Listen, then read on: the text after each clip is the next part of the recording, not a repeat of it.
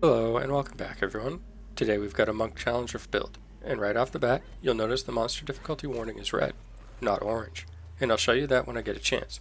But this build requires some tactics to execute. The rotation is simple enough, but the value comes in getting very large packs, avoiding the damage, and funneling them into your own damage.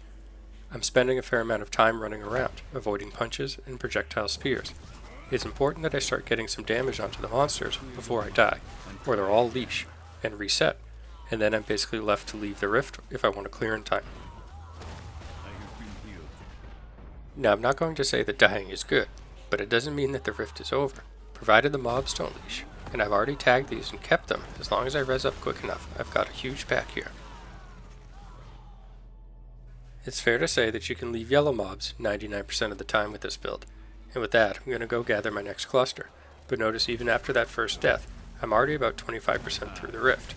Normally I wouldn't have stopped there, but they tagged me with the drain life and I wanted to interrupt it, given how much extra damage I take in this rift. As you can see, an extra 2085 means don't get hit. I'm also dealing 95% less damage myself, and this build can climb even higher than that, depending on your individual character, but I'm not going to go into detail for those topics in this video. I do want to say, don't get caught up thinking everyone will clear a rift with 95% reduction. The purpose of this video is to showcase the gameplay, so that you can use the build after watching to help squeak out an extra rift when needed to get that next upgrade, or perhaps just upgrade your current C rift build to the latest and greatest.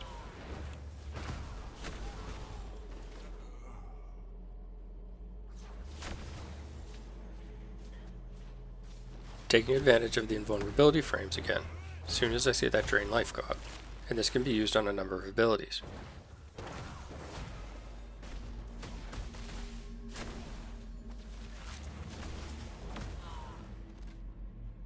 This pack finally goes down. We've suffered another death here, but we're just over halfway through the rift in 2 pulls. I have been healed. Triple pack here. The ability to group and funnel damage onto them is crucial. I'm going to try and work them back to the tight bend where I came from, and I'm going to use my iframes to reposition the mobs as well as avoiding damage myself, and leap away or over them if needed. This is not where I want this fight.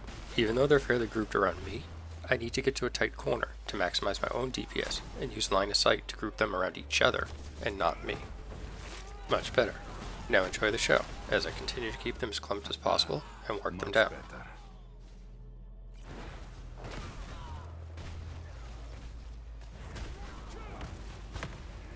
Remember, regardless of the damage reduction of the challenge rift that you're able to push, will be based on whether you're free to play, low spender, high spender, whatever. But if you can kill 1 pack in the rift, then you can kill 3. It's just a matter of how high the rift will be. That's it.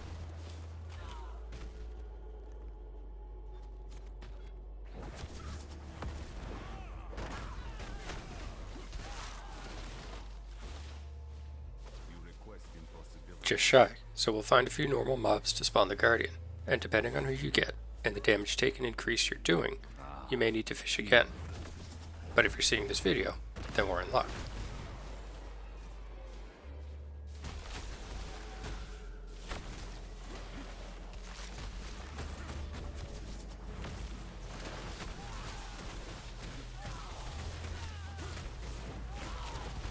For most bosses, we want to swap Flying Dragon for Mystic Allies, so let's do that now. Dreams come true, I guess. So let's talk about some more things while we work the boss down. Why is this build more effective than the previous version? First off, Shimmerlinn does massive damage now, with the extraction system, and if you've seen any of the Monk PvP videos, well you get it. It hits far more targets than 7-sided Strike did, and it has a much better range, while still providing the flame for Firestorm. Losing my focus on while talking. But second, new essences allow us to proc Exploding Palm more frequently, and I'll leave the build, complete with essences, in the description below, because I think that works better than covering the screen, since seeing the gameplay is so helpful to mastering this build in my opinion. Third, Flying Dragon is amazing for grouping targets. Swapping out Zen or allies for trash doesn't really hurt us at all. Zen doesn't keep you alive if you're getting one shot, and allies just separate the mobs from each other, causing it to take longer to clear them. Well, I'm gonna stop talking now so that I can keep my attention up, but if you'd like to talk to me, you can leave a comment below. Good luck on clearing the next rift to get your next upgrade. Thanks for taking the time to watch, and have a great day.